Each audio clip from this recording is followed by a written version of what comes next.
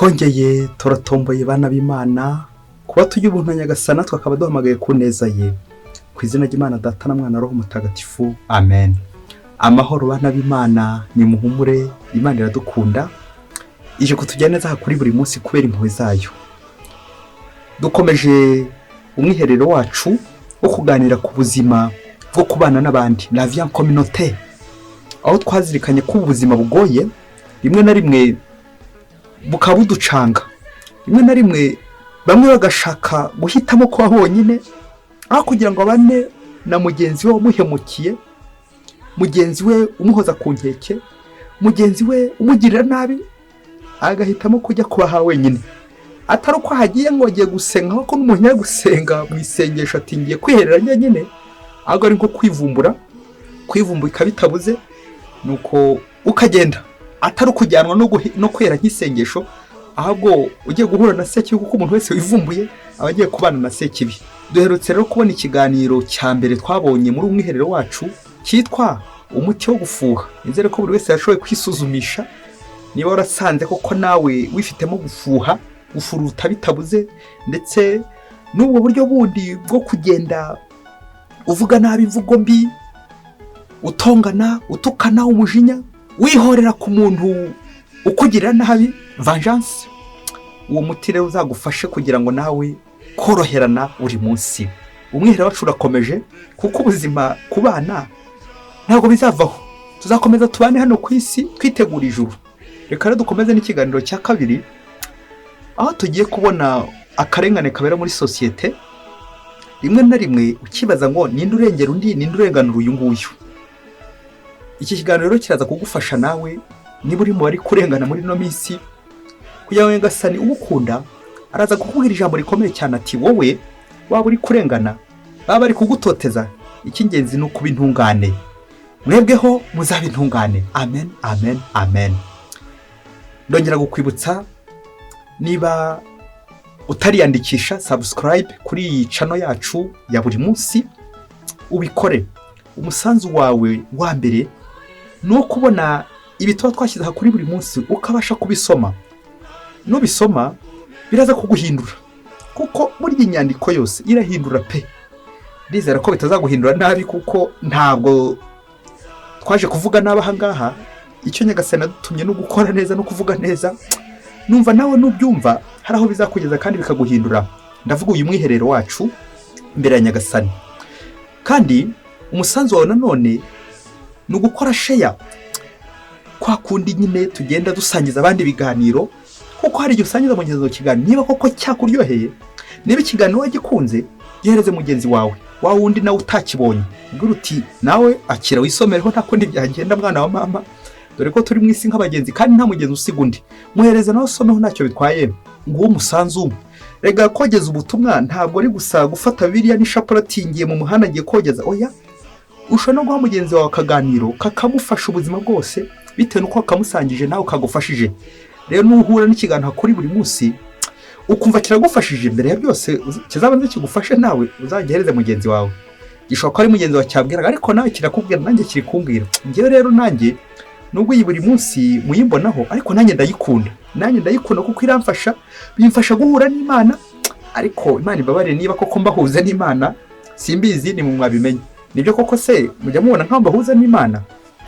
Nibwo butumwa bwanjye bwa mbere. Ndi umusaseridoti ufite ubutumwa bwo guhuza abantu n'Imana. Niba ntabikora neza, Imana ibabarire, ariko niba mbikora neza, Imana ishimwe. Imana urakoze, n'agakeregeje ko wampa gukora ni ku mpuhwe zawe. Ikiganiro cyacu rero kirakomeje, ubwo nawubwiraga ko nyine iyo hari icyo wagufasha ugomba gusangiza n'undi, ngiyo share, ndetse ukanabishyigikira buri munsi, ugatanga umusanzu wawe udushyigikira buri munsi.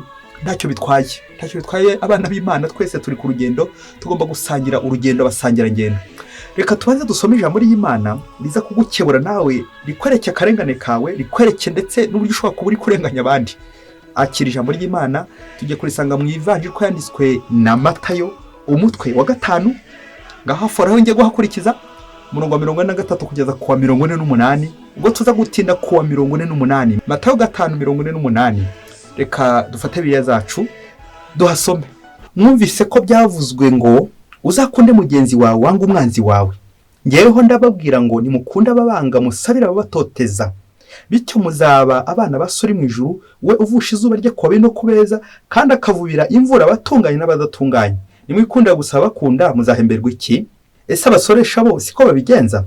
Maze se nimuramutsa gusa abo muva indimwe muzamurusha iki abandi? Ese abatazi Imana bo siko babigenza? Mwebweho rero muzaba intungane nk'uko so mu ijuru ari intungane. Iyo ni ivanjiri ntagatifu. Subiza uti uragasizwa Kristo. Mu kwakira invitation Nyagasana duhaye ngo mwebweho muzaba intungane kuko so mu ijuru ari intungane, kurebera ku butungane bw'Imana. Akenshi muri no si dukunze kugendera ku bantu, ukaza kubera ikintu gikomeye mu gihe ugiye gucaho uturongo dutatu ko abantu dufite delimite, turabanyantege n'abanyabyaha. Ntago rero twakwihandagaza ngo turi intungane. Niyo mpamvu umuntu ufite ubwenge, navugaga no kwemera, arebera ku Mana yikize kumpuwe n'imbabazi iri turenze twese.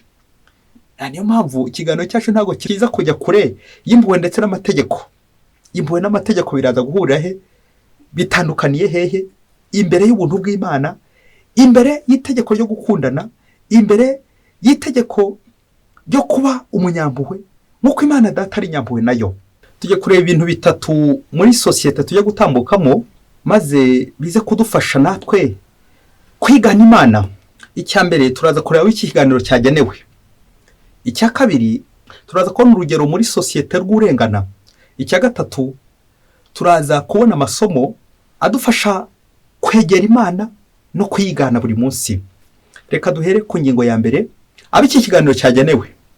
Iki kiganiro kigenewe abantu bose baza kwinjira kuri buri munsi, kigenewe abandi bose bazasangizwa iyi nkuru.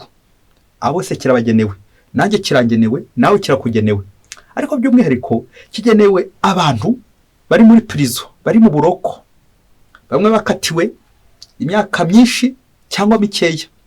Abo ikiganiro kirabareba. Ikiganiro kirareba abantu barenganya abandi, abantu banywera urubanza rw'abandi ho amazi, abacamanza, babandi barya ruswa. Ikiganiro niyo kigenewe. Ikiganiro kandi kigenewe abantu bose bagiye barenganya abandi, yewe ukaba watsinda atari ukuri umwere, hago kubera amaguye zawe, kubera kumenya gucangacanga, kubera kumenya kuvuga neza. Ikiganiro kandi kigenewe nanone abantu barengana bazira kutagira umuvugizi.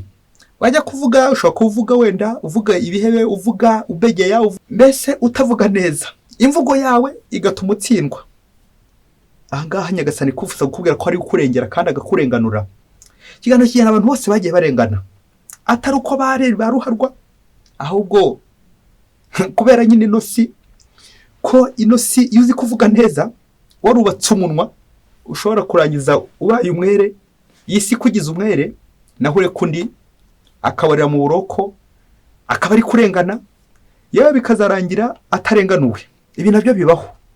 Ariko humura, Nyagasani aragukunda, arifuza ko yakurenganura kandi agakurengera ryari buri munsi. Ukurikira ikiganiro Nyagasani we kigeneye, nanjye yakingeneye, twebwe twese bari mu buzima dutotezwa, dushavuzwa, tubabazwa, rimwe na rimwe ntihazagira umenya n'akarengane kacu. Ikiganiro nawe cyakugenewe, akira ijambo ry'Imana. Nyuma yo kumva ikiganiro cyagenewe n'abantu benshi baza kugenda babonamo ni bindi byose Nyagasana bifuzaho tutabonye, tubanje kubifuriza amahoro, ineza by'Umwami wacu Yesu Kristo bibane namwe, biki imitima yacu Nyagasana yitahe ahabone icumbi, maze tumucumbikira iwacu, nibwo tuzabaho neza. Niyo muvugizi avoka mwiza utazigera tutererana na rimwe. Nubwo abantu bagushiraho, ibintu bikagushiraho, hari umwe utakuvaho, ni Yezu. Uzamukunde kugeza ku ndunduro. Ingingo ya kabiri, urugero rw'urengana. Mubyeyi, nubundi ntuweme gufata agatambaro kawe cyangwa mushwari yawe ishyire hafi. Numara kumva ibintu hari igihe waza kurira, uze no kwihanagura. Ngo umunsi umwe hirya kure cyane muri Afurika, terenwe, umva ahandi kure cyane, umugabo ngo yafashe umwana ku ngufu, umwana w'umukobwa. Bamaze kumufata ku ngufu, abantu barabaza cyane uburyo umugabo akoze amahano nkayo, kandi yari umutegetsi wiyubashye. Yari umuntu wiyubashye cyane. Byabindi byuko nyine uyu mubiri byarudahatse wa mubyeyi we, kuba umutegetsi ukomeye ntago ari urukingo nanone rw'uko utajya mu mahano, ntabwo ari urukingo rw'uko utakora amafuti, ahubwo wasanga ariho ubonye urufunguzo. Navuga urufunguzo rwo kwa Sekibi, naho ubundi urufunguzo rwo hari ibiryo ni urufunguzo rw'umuntu ukora neza, ugakora neza icyo Imana igushakaho. Inkuru y'umwana isubira inyuma. Uyu mugabo aza guhemukira umukobwa, amufata ku ngufu. Uyu mwana biza kugera igihe arababara, arakomereka, yamukomerekeje nyine. Baza kumujyana kwa muganga, muganga amwitaho nyine, bishoboke ko bamuvuye nyine agakira. Ariko baravuga bati koko uyu mugabo uko yahemukiye sosiyete akahemukira uno mwana bigende bite? Bamujyana mu rukiko. Inzego z'umutekano ziramufata zimujyana mu rukiko. Ageze mu rukiko, ubu uri kwibaza igihano bagiye kumuha gishyushye, uri kwibaza imyaka agiye gufungwa, uri kubyibazaho, nanjye ndacyari kubyibazaho. Umuntu bagombaga gukatira imyaka y'igifungo, bishoboke ko ari nka 30 icyo gihe, nta wamenya, cyangwa 25, ngo n'umwana wabaga uri munsi y'imyaka 18. Umukobwa wafashwe ku ngufu ari munsi y'imyaka 18, uwo mugabo mufashe, ngo umusore amufashe, niwe bafungaga imyaka irenga 25. Nuko bageze mu urukiko abacamanza basuzuma ibimenyetso byose, basuzuma icyo kirego cy'uwo mugabo, cy'uwo mwana wahemukiwe, umukobwa wahemukiwe. Nuko bagiye kubona ku irangamuntu ikiranga wa mukobwa, basanga wa mukobwa afite imyaka 18, irenzeho iminsi 7. Aha, irenzeho iminsi ngahe mubyeyi? 7. Ubwo urumva ko ntago ari munsi, ahubwo ni hejuru. Umunsi bamufata ku ngufu basanga yari afite imyaka 18, irenzeho iminsi 7. Imyaka nyine irarenze 18. Aha, fora ikiye guhakurikira nta kindi nuko nyine imyanzuro y'urubanza mu rukiko banzura ko umugabo agize ate abaye umwere. Wa mugabo umwere atyo, wa mugabo ataha ari guserebura intsinzi, ari kwishima cyane, atiza n'indi cupa bamucomaza, n'indi cupa zana twinywere. Ahora n'abandi bagabo byishimo byamusabye, ari kwishima bikomeye cyane. Ati rwose nabaye umwere, muze njye kubagurira tumwe twishime tudabagire. Abandi bagabo bati none se burya bya bintu ntabwo wabikoze ko ari ugukubeshyera? Ati yo rwose basanze atari mineri. Baba we, niko basanze atari mineri, basanze ari mukuru. None bangize umwere, natsinze. Mucoma, zanindi brochette, zanindi roundi, mwese mugende buri wese afata icupa, dusangire twishime rwose, natsinze. Basanze atari mineri.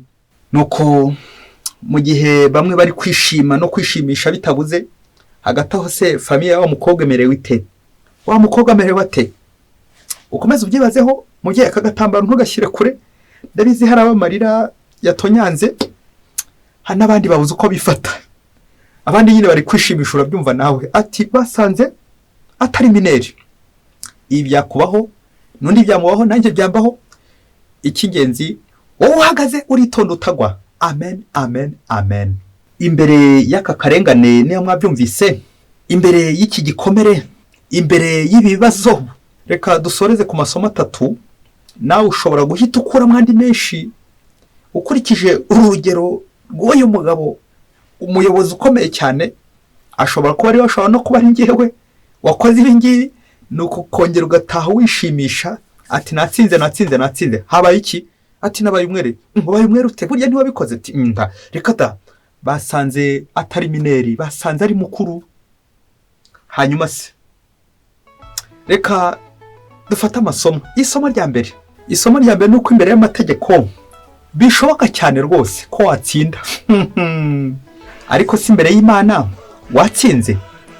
Ngaho muri nosi impuhwe ziburizwamo imbere y'amategeko, neza ukaba umwere imbere y'abantu, ariko si imbere y'Imana nikomeze. Mwebweho muzabe intungane nkuko so mu ijuru ari intungane. Amen. Imbere y'amategeko n'imbere y'impuhwe, ni ikihe kibanza, ni ikihe gisoza? Icya kabiri ni ijambo ukuri riri kugenda ripfukiranwa, ukuri kukazimira neza. Uzi ko abantu bashobora gukurengera kandi uri umunyamafuti? Uzi ko nanone ushobora gukurenganya kandi uri umwere? Urubanza rwawe bakarumweraho amazi, ugatsindwa kakahava. Kubera iki? Kwa kuri gupfukiranwa. Ariko amaherezo wa mubyeyi we, ntuzihebe. Ukuri guca mu ziko ntigushye, kandi ngo amaherezo ukuri kuzatsinda. Kuba ufite icyo gikomere watewe n'uwo muntu wagupfukiranye kubera ko utari mineri.